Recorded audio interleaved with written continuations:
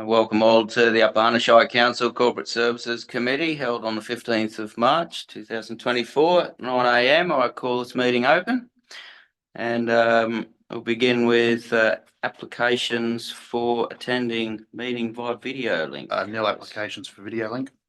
Have we got any apologies? Yes, I saw an email from Councillor Flaherty saying that she was unable to make it today. All right, do I have a mover? Councillor Flaherty Polly, Councillor Burns, seconded. Councillor McKenzie's all those in favour. I think you guys have it. Any disclosures of interest this morning? Received, Mr. Chair. Thank you. And there being no public participation, we'll move forward into the business items with Mr. Phelps and the Finance Committee reports, please. Thank you, Mr. Chair.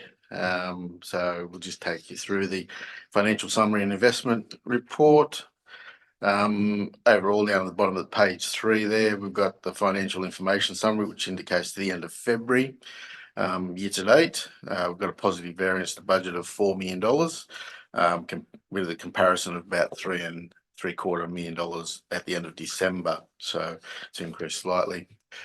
Main reasons for that, if you go over to page 4, the main contributing factors for the revenue side, which is up against budget by about $5.7 million, which is about 10% year-to-date variance. Main factors which have a few ups and downs within the actual revenue side of things.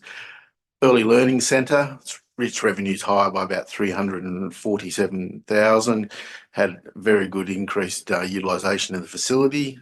Plus also we received some grant funding for pre-school works, which is effectively taking the young kids up to a stage where they can go into the kindergarten and primary school situation.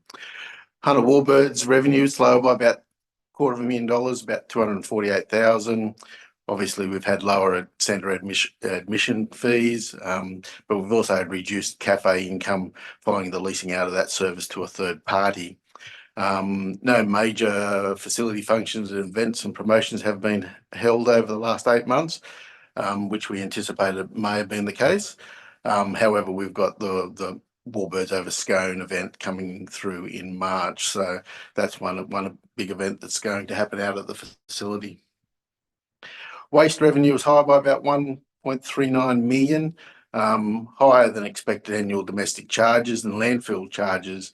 Disposal revenue is quite buoyant. Obviously, with a lot of our capital works program, we've had a lot of disposal of concrete coming into the facility, which has increased our revenue streams, but generally an overall increase in actual disposals into the landfill sites.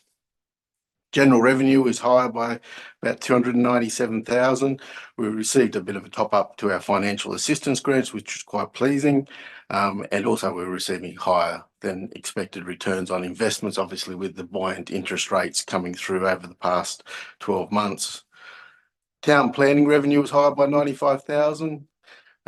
There's been a bit of activity within that area of the council, with increased statutory fees and development contributions actually coming through. Just quickly on that, I think we all heard through the week on the radio that the general trend for the Hunter has been down with buildings and improvements to 40%, but the one shire that did kick that trend was the Upper Hunter, and I think livability is a real factor in that. People getting up here and they understand how what a fantastic place it is to live, and yeah, we're seeing that with higher town planning issues. Yes, thank you, Mr. Chair.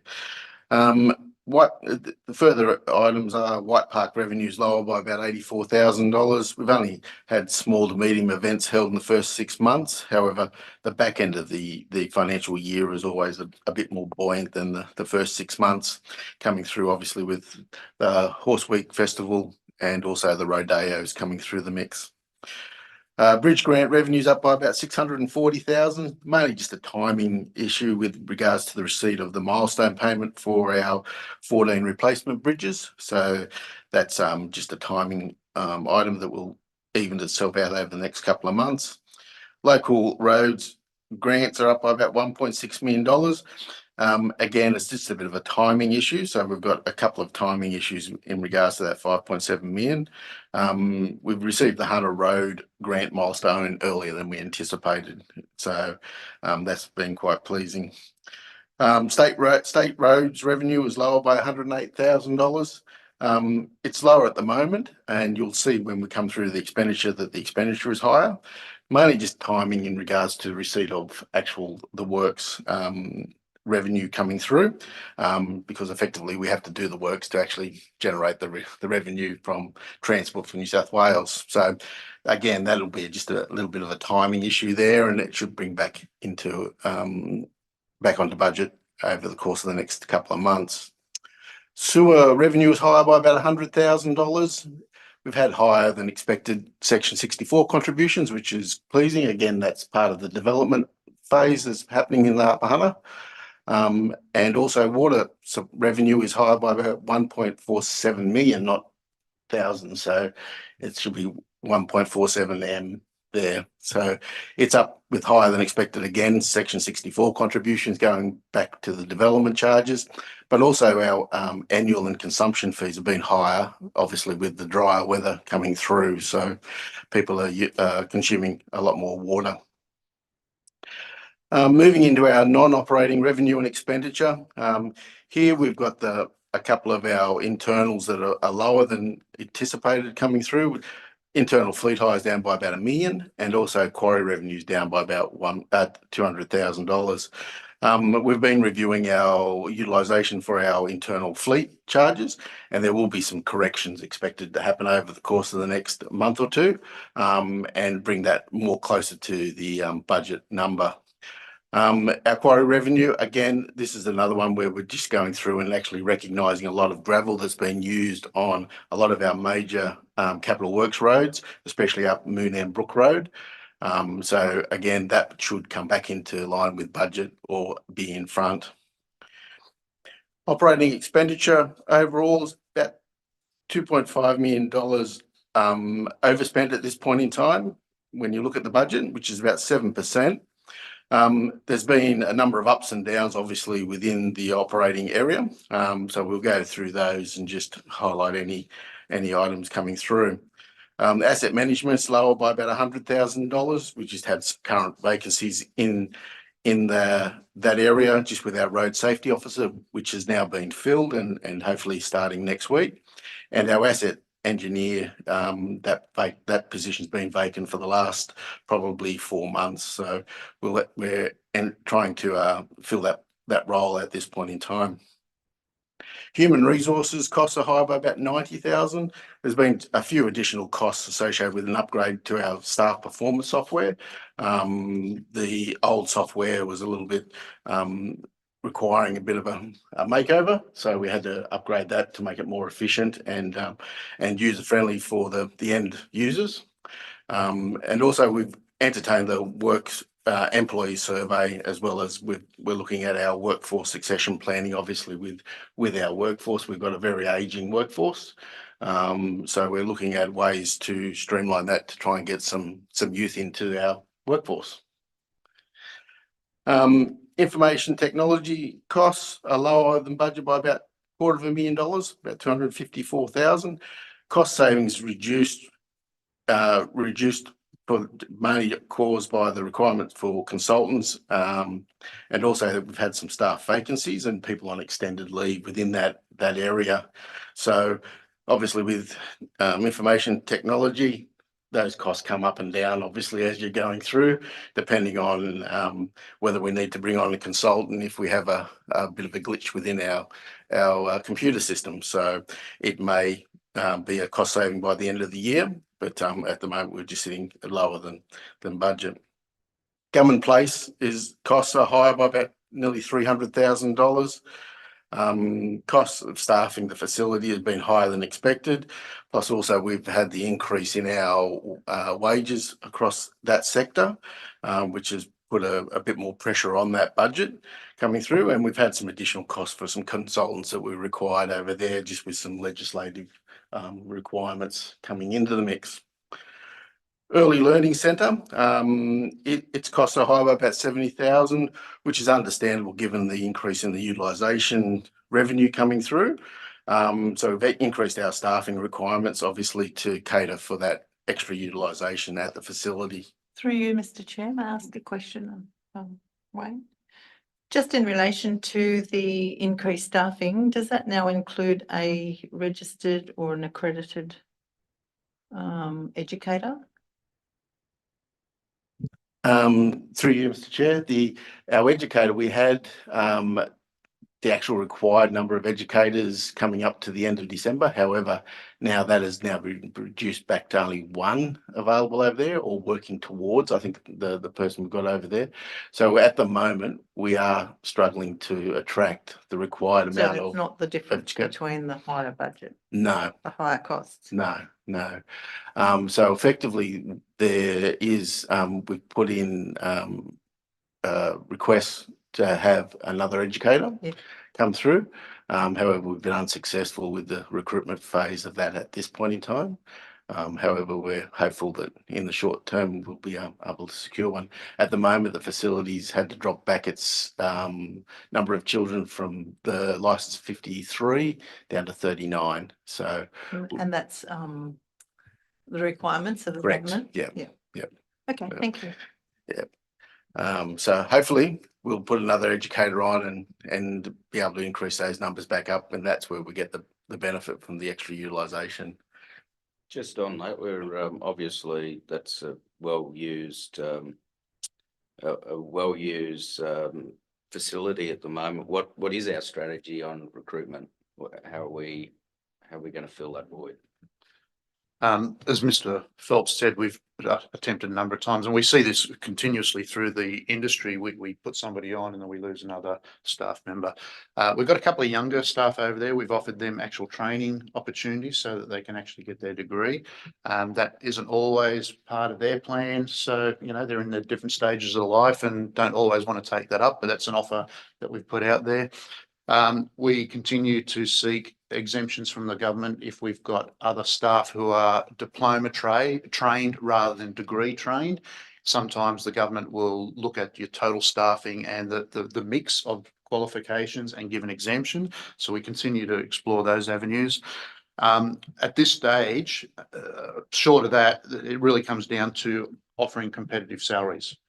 And, you know, there is a market out there, or a limited market, and there is a lot of competition, and that's really what we're up against in a lot of instances. So we're actively advertising for positions there. We have been. I couldn't tell you right at the moment whether there's I know we've advertised and we're unsuccessful. I couldn't tell you if we've re-advertised or if we're just rebadging that position ready for advertising. I'd have to check the actual stats of that. All right. Yeah, if you could come back to us, that'd be great, because it looks like that there's a lot of activity going through that centre, and so if we need to focus on staffing, we really need to move along with it. Thank you. Yep. Thank you, Mr. Chair. Moving on page 6. Working down through the other operational expenditure, the family daycare costs are higher by about 70,000. So we've had increase in our educator payments due to higher utilisation. So that pretty well is just the subsidy that comes through from the government that is paid back out to those educators. So plus also we've received some grant funding to enhance that service and try to project it further out into the community to try and gather some more educators to actually provide the service to the demand in the public. Town planning costs are higher by about 54,000, so additional consultants required, obviously, with the planning portal. So we've gone to the second stage of our planning portal ideation. So it's coming through, and also we've had some land studies to date coming through as well. You, Mr. Chair, the planning portal, are we paying for that or, and I know it says there that we are, why are we paying for it when it's the state government bun fight is the most polite way I can put that? Through you, Mr. Chair, the government actually gave us some grant funding to implement the second stage of that. So we're utilising that grant funding to bring it up to the spec, but it is staff cost, obviously, to use it. So the state is paying for it. It's just coming out of our, we put it in our budget and then it's coming Correct. out of our. Yep. Lovely, thank you. Moving into building services costs up by about, lower than by budget by about 67,000. We've had a bit lower salaries due to a few staff vacancies and a few people in that area on extended leave. However, it should carry out through to the end of the year. Quarry costs are higher by about $630,000. This is majorly the blasting to win material and for our major projects. So we've had to go out and obtain a fair source of material. Obviously with the major capital works projects, especially out towards Elliston and also out at the Kewen. So these costs obviously will be recovered back through our grant funded projects. So we'll be bringing those back into account. Bridge maintenance is lower by about 179,000. Obviously, with all our replacement of our bridges coming through, which has been quite pleasing, the reduction in maintenance of our bridges is reduced. So it's quite pleasing result. Local roads, admin and training costs are higher by about 113,000. Just in regards to this area, council has looked at obtaining some intensive training for road construction and maintenance grading. So ultimately, we'll pay a bit of extra dollars now to do the training courses and so forth, but it brings our staffing up to a spec and makes them more efficient coming through. So there is benefits behind actually having to spend that money. So we'll recover that obviously over the course of the next few years. Yeah, I'm very supportive of that.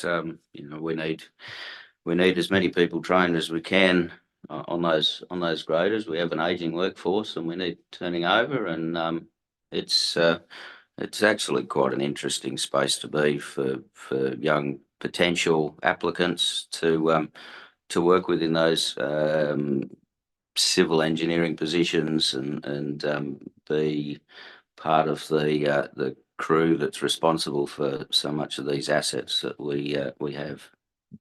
Yes, thank you, Mr. Chair. Moving on to local roads maintenance, lower than budget by a bit over $500,000. It's just lower general road maintenance due to prioritising of a lot of our workforce towards flood restoration works, as well as our capital programs. So we obviously used a lot of our internal labour to undertake those other prioritised roles. State road costs are up by about $500,000. Here, obviously, there's increased activity in maintenance and work order requests over the January-February period. And obviously, these costs will be recovered back through our revenue streams from Transport for New South Wales. Sewer mains maintenance is up by about $1 million. We're just reviewing that. Those costs coming through includes a lot of our relining program that's included in there. So that'll be pushed off into the capital spectrum of that service. Water supply costs are up by about $400,000. Increased costs in regards to service and treatment activities, and also we'll just go through and have a look at those costs with our mains renewals to see whether or not we can bring those into our capital budget as well. Moving on to our capital works expenditure. Here there's a number of ups and downs, obviously, again, within the budget. So our capital works expenditure is underspent at the moment by about $2.1 million, which is nearly 7%. Items that make up that 2.1 million, we've got stormwater replacement program is lower by about $140,000. The replacements are to be identified for completion. So obviously we've got that money sitting there waiting for any replacements that were required. Our quarry exploration out at the Kewen, so we've got additional costs incurred with the progress of the extraction DA, so that's to increase the amount of tonnage that we can take out of that pit. So we're just going through, and effectively that's coming to finalisation now, that DA. So hopefully that'll be put into place shortly. Our 14 bridge replacement program is higher by about 66,000. So it's nearly spot on budget overall when you look at the size of that capital works project. So they're more or less moving ahead of schedule at this point in time, and up to the stage of delivering the finalisation of I think it's about 12 of those bridges over the course of March and April. So we'll be finalising those, having the final seals put down and guardrails up. So they're all open to traffic at the moment, which is quite good. So the only two bridges that remain on that program are over at Bobbyella and Dartbrook. So they're the only two coming through. The regional and local reseal program, it's behind budget by about $1.7 million. So this is where the main saving has come through. Mainly a timing variance. We've had with a lot of the contractors there's been a delay with getting them on site effectively. Now that we've got them on site, obviously we're waiting for them to come to turn up to do Moonam Brook Road, which has now happened, but also our internal, regional, local and urban roads a bit behind budget, a bit behind timing as well. So over the course of the March and April, that should come back into line with budget. Our regional and local heavy patch program is lower by about nearly $90,000. So it's continuing along. We pulled off that program for a little while we went through and reallocated our staffing to a lot of our capital works programs. So it'll come back into force back in March and April. So we'll catch up our budget there.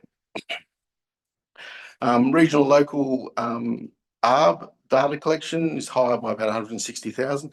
We've had this program in place for a number of years, and we had it in our budget last year that carried over. So obviously this is a very important program to have.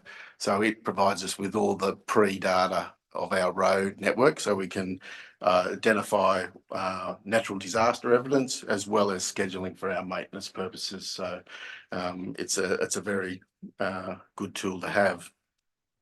Just on the ARB, I think we had earlier discussions about perhaps seeing some of the data that was collected from this 6-monthly program. I wondered if that had come through the infrastructure services. Hadn't seen it there. I think what we're going to provide you was the RACUS dashboard, which is a slightly separate program that uses a lot of the ARB data anyway. It's more graphical and provides a GIS image over the top of our mapping layer to show the condition of roads, and shows you how it actually has some video and still photography links to it as well. More than happy to arrange a presentation. We'll take that on notice and sort something out for you, councillors. Yeah, thank you. Not to make too much of it, but just it's an interesting space there, and there appears to be good savings in a lot of these processes going forward, and it's worth our while to understand how this process all works. Thank you, Mr. Chair. Moving into our regional and local culvert subsidence, is lower by about 170,000 at the moment. Subsidence works are being identified to be completed before the end of the year for both those localities. Rural road resheet program, nearly pretty well spot on budget, is continuing along quite well. It's about 166,000 lower than budget at this point in time, but it won't take long for that to catch up. Moonam Brook Road construction is lower by about $500,000. We've got an extension of the program as delivery of the project has been more cost effective than what we anticipated, which was quite pleasing. So it's under budget at this point in time due mainly to gravel costs. So we'll be bringing onto account our gravel costs for Moonam Brook. So after those gravel costs come into play, we'll be able to identify how much extra we can go out with our construction. And could you please speak to that as to how we've reduced our gravel costs and what work has been done there? Yes, through you, Mr. Chair. I think overall our sourcing of the gravel has been a major cost saving, being able to source it out at locally near the worksite. So that saved us a lot of time and money in regards to the haulage of that gravel from another pit, which would have come probably from either Muswellbrook or over at Willow Tree. So it saved a large amount of time and cost coming through. And I think we just efficiently got in and got the project done, which is quite pleasing. I think there's been some very good planning works and a lot of effort gone into cost reduction, and of course that less trucks on the road is less damage to our other infrastructure as it is, and for the Director of Environment, if he's canny enough, he'll put that into his sustainability targets as well, because we've reduced quite a lot of our impact on environment through regional sourcing of gravel as well. So well done to staff and those involved. Thank you, Mr. Chair. Obviously, we'll let those guys know and give them a bit of a praise. Also, the other projects that are sitting up there as well. So we've got the Barrington Forest Road, but also we've got Hunter Road as well. So it's extending beyond the Moonam Brook Road to Barrington Forest Road and then Hunter Road. At the moment, we're only a little bit higher by about 90,000 in that. We've had some initial clearing works, which was higher than what our revised budget was. However, that's just a timing thing coming through. So overall, we're pretty comfortable with that. Gumman Lane, we've only done minimal work so far in that project over there for sealing of that road. So it's behind budget by about nearly $250,000. Pages Creek and Sergeant's Gap, higher by about $200,000. We've increased the scope of works as a delivery of that project up there. Again, this was another good project where we've had a good cost effective against our original budget. And again, that comes back to a bit of our gravel as well and delivery of the project, which is quite pleasing. Kalingal Road works is higher by about $285,000. This was identified as a flood damage project and it will be fully grant funded. So we're just waiting for the funds to come in against that. Solly's Lane over at Merriwa is lower by about 200,000. Again, similar to Gumman Lane, there's only been minimal works completed to date. We're just reviewing the delivery schedule of that project coming through. Our water mains replacement and renewals is higher by about $500,000. We've continued on the trend of our renewal and replacement program, which has been quite pleasing. Obviously, it's quite needed for a lot of that very critical infrastructure that we do have. Village water retic at pretty well across the three villages going up the Murrundi pipeline at Parkville, Wingen and Blandford. Bit lower than budget by 110,000, so it's come in at a lower price than anticipated coming through. Merriwa Sewer Treatment Ponds clean out. Again, this one's lower by about $100,000. The project's completed now, so it's been delivered effectively by the contractor at a lower than anticipated cost. And our final one there is the Scone Sewer Treatment Plant upgrade, lower by about 100,000. There's been no design development progressed on that project to date. It's only the very initial stages of it, and it's a long burn. It's one of those ones that will take over the course of probably 5 years to get it up to a suitable design. So overall, we're in pretty well positive to budget by about $4.13 million. Moving on to page 9, just looking at our budget position. So effectively, we've got a couple of votes and surrenders in this at the moment in the actual papers. However, they come back to a nil, so there's been no effect on the bottom line. Bank funds available at this point in time. Here we've got $26.3 million sitting in council funds, of which $25.5 million of that is sitting in our investments. Attached to the report, we've got 2 schedules identifying both the January and February months, just so to give the councillors a look at the investment schedule that the council was holding as of that date. As the February corporate services meeting only reported up to the end of December, so we're just catching up with those two schedules. Our loan schedules outstanding at the end of February is 30.72 million. No loan facilities considered for this year, and we've got a schedule identifying what those loans are coming through. Capital expenditure report at the end of February. So overall, we've reduced our overall capital expenditure by about 6 million at this point in time. So it's only marginally reduced down to 60 million from 66 million. And to date, we've done 28.3 million dollars worth of works, and against the revised budget, that's about 47.5%. So we've still got a lot of work to be done. So there's a lot of chunky costs to come now that Main Road 358 has kicked off with its construction. So obviously there'll be a lot of costs coming through. So hopefully we'll push towards that 59,000. Overall, I suppose the overview of the budget as it sits with a lot of variations that you can see up and down against budget. We'll be reviewing that over the course of the quarterly March report and applying a lot of votes and surrenders in order to either for capital works projects to push them out into next year for the Depop process, but also to start identifying some of the cost savings and benefits coming through. I'd just like to make a comment, Mr. Chair. There's a lot of talk at the moment through social media and on the street about debt.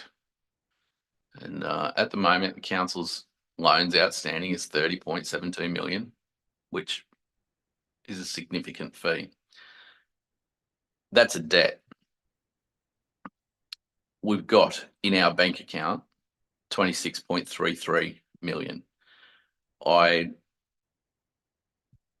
People out, and I didn't know this when I got on council, but people out in the general public don't understand the difference between a debt and a deficit.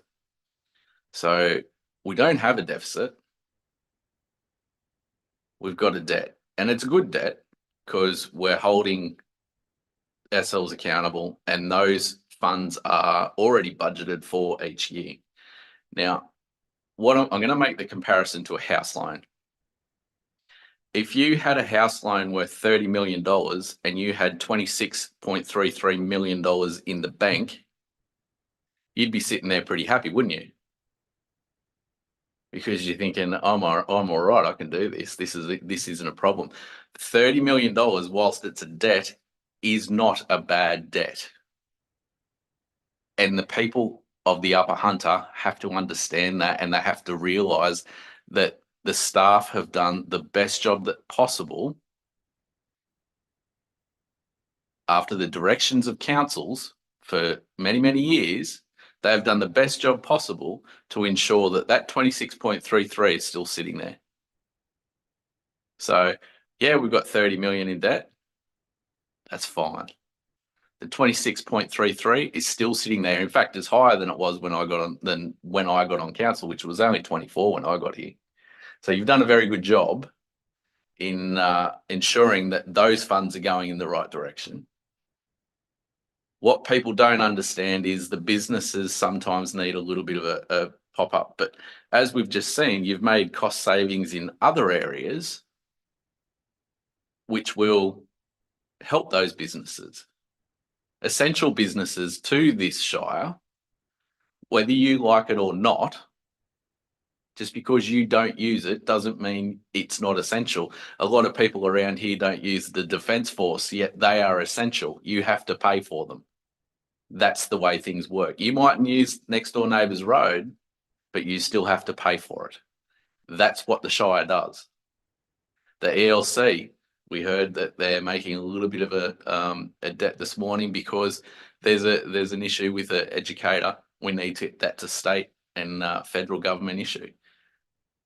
We'll find another educator. They're not making the money, so we prop them up with funds from somewhere else. It's a big organisation with 26.33 in the bank.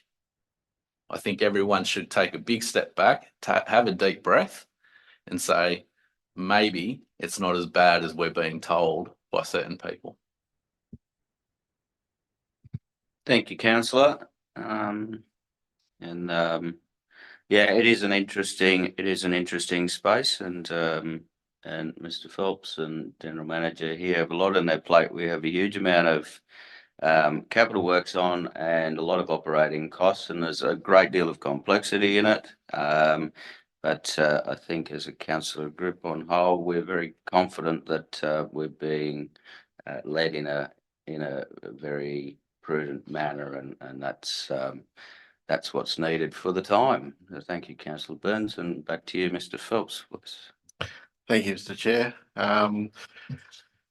Pretty well going down for through the rest of the report. More or less works back into a lot of schedules that come through to make up those high level numbers through the summary.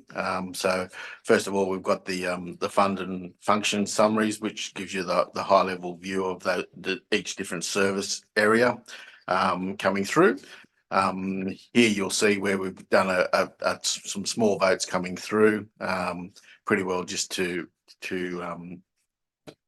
take out of the mix a project that was fully grant funded that will no longer be undertaken. So effectively that's the main cost coming through there. Moving into our bank reconciliation on page 16, there you can see the graph that more or less had a big dip down, and now it's back up again a little bit. So coming back up in February. So obviously that worm goes up and down, obviously, as costs come in and costs go out. Yep. So it's one of those ones that just continues to go based on timing of when we receive money and when we have to physically pay it out for a lot of our capital works programs. Moving into the investments, as I said, Sorry, can I just make a further comment on that? This is exactly as you said. The bank investments that we have are sitting in there, but so is funding from the grant bodies from the state and federal government. So is any revenue that comes in from any of the businesses. It's an overall. So whilst that looks like a tragic report if you were sitting in a stockholders meeting, it's actually not. It's a great indication that even though the dip got down to 22, it's still only down to 22. That's not a bad thing. Yeah, and I suppose, Councillor, when you look at that, it's a lot of our funding that we received in advance for a lot of these major capital works projects that are actually physically being spent now, coming out the other side of the end of last financial year. Yeah, Mr. Chair, just to clarify, I think Mr. Phelps has already alluded to it. It's only representing our cash balance. It's not representing our equity. Obviously, as the cash comes out, it goes into assets predominantly, and so your equity remains effectively the same. Thank you, Mr. GM. Then effectively from there, as I mentioned earlier, the two investment schedules coming into the mix. So we've got those two there for the January and February period. The financial report on page 19, or the loans schedule on page 19, indicates where those loan funds are coming through. And then you work into your capital works expenditure summary, and then more detailed version of that capital works. Then we have our high level surplus and deficiency report. So that more or less gives you an indication on each individual business coming through of where they actually sit in an alphabetical order coming down. So that's more or less looks at the high level operating revenue and non-operating revenue and capital expenditure. And then that one comes then down to our last schedule that we have on our books, which is on 49, which is our votes that we've got coming through. So here we'll see where we've received a bit of that milestone funding for Hunter Road in advance. So we've recognised that coming through and put that against the capital expenditure. And also we have the increased scope in our Pages Creek Sergeant's Gap. So it's more or less grant funding that will come back through as well. So that's quite pleasing. Thank you, Mr. Chair. Just quickly on that, I might have missed it. The Pages Creek and Sergeant Gap, the increased requirement for funding there. What was, could you speak to that, please? Yes, through you, Mr. Chair. The actual approved funding was a lot more than actually was put in the budget initially. So we received an extra couple of $100,000 late in June, I believe, for that project to increase its scope, of which we delivered our projects as the required scope. And now we've increased it a little bit further. So obviously that's grant funding that has already been approved coming through. Yep, I'm being a little bit dense this morning, but is that? I I'm sorry. think I'm sorry. Is that grant funding that's going to be returned to? it's fully grant funded. Yeah. I think what Mr. Phelps is saying is we didn't put the full grant funding into our budget because we didn't expect we'd spend the entire amount. Now that we've finished the job, we're going to actually finalise the work and spend the full grant allocation. Correct. So we're going to spend over what we originally budgeted for, but still within the grant amount. Oh, that's great. So we're retaining we're retaining that grant funding to be put into works. Yep. Okay. Apologies. It is a long Friday. All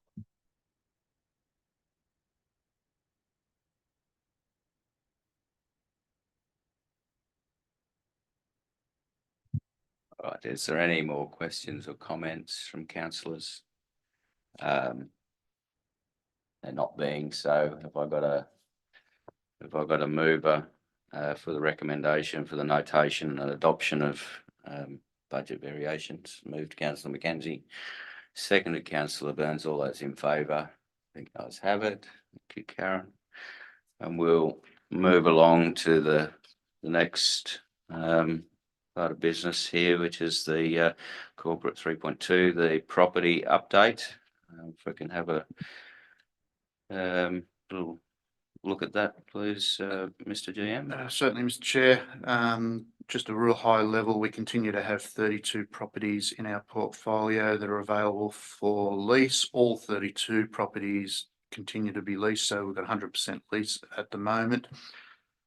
The big movers and shakers, I guess, for the month of March particularly, is in a week's time. We have the planning proposal process will complete for the Hill Street and the New England Highway, actually Kelly Street property, for the conversion from community land to operational land. That consists of a community meeting that will be held here. That's scheduled for next Thursday, following Thursday, 27th of March.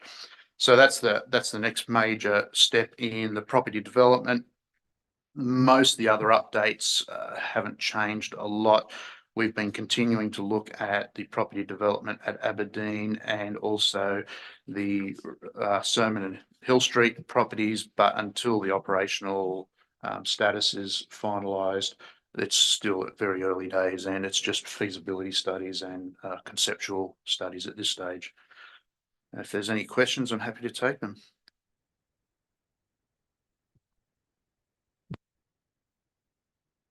All right, there being no further questions or comments on the property update, do I have a mover to note the recommendation?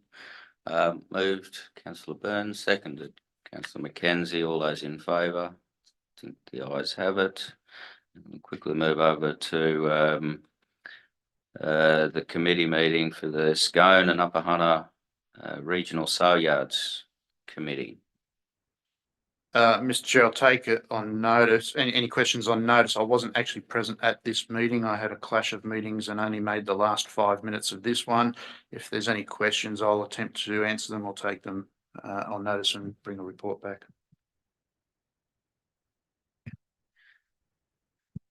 Councillor Burns. Just like it noted, Mr. Chair, that there were no reported incidents of WHS animal welfare or property damage since the last meeting. That's fantastic, which is why the council or the previous council, of which I was part of, and this council has continued to maintain those sale yards as they are because of WHS, animal welfare, and property damage. It's made the animals better for sale. It's made it safer for people to work at. And all in all, not that I go up there very often, but apparently it's a very, very nice place to work. So much so that we're seeing more numbers through there. Now, the numbers are going to be dependent on the sellers, but I have heard that a person that was quite adamant that they would never sell through the yards is now sending a truck through a week because they've realised sending it to Singleton or sending them to Tamworth is a little bit silly when there's one right here. And obviously, no names, no park drill, but yeah, it's nice to see that the locals are actually getting behind it because that's what it should do, because that will then go into any profits. And I know Mr. Phelps eye twitches when I say that word, but any money that comes back to the Shire through the sale yards will go into those people's roads. It'll go into their facilities that make sure their halls are done properly. It'll make sure that, you know, you never know, they might even get garbage removal one day if they utilise the facilities that are here. That's what it's there for. It's there for them to use to ensure that they can actually sell their animals for a decent price in a safe environment. Thank you, councillor, and I did attend this meeting, and yes, I concur with the quality of this facility. We're getting very little issues with WHS and bruising and issues with cattle management and quality, and with 51% of the Shire's ratepayers being from the land, many of those having cattle, it is vital that we have a high standard facility as such. We're starting to see, like the gravel earlier, the transport costs are really killing farmers, and so to have this facility up and good numbers running through, I see our numbers are running close to 1,000 a week, which is pleasing. And I'd also like to endorse, and it's a bit remiss of me, I don't have the dates here, but in April, the Scone Associated agents are running a weaner sale with, at the moment, we're looking at up to 2,000 weaners, and that'll be a great store sale and a real benefit for the local farmers and buyers, and hopefully will bring quite a deal of business into the area as well. So congratulations to everybody running this up here, and it is great to see the numbers back on the move. Speaking of moving, do I have a mover for the recommendation to adopt the minutes, please? Move Councillor Mackenzie, second to Councillor Burns. All those in favour? I think the ayes have it. And finally, if we just wish to note the responses to the previous questions from the last corporate services. Do I have a mover? Notation. Move Councillor Mackenzie, seconded Councillor Burns. All those in favour? I think the ayes have it. And with that, with there no being no more business from councillors or staff, all happy, Councillor Burns? Always happy, Mr. Chair. Excellent. All right. Well, with that, I call the meeting closed at 9:48 a.m. Thank you all.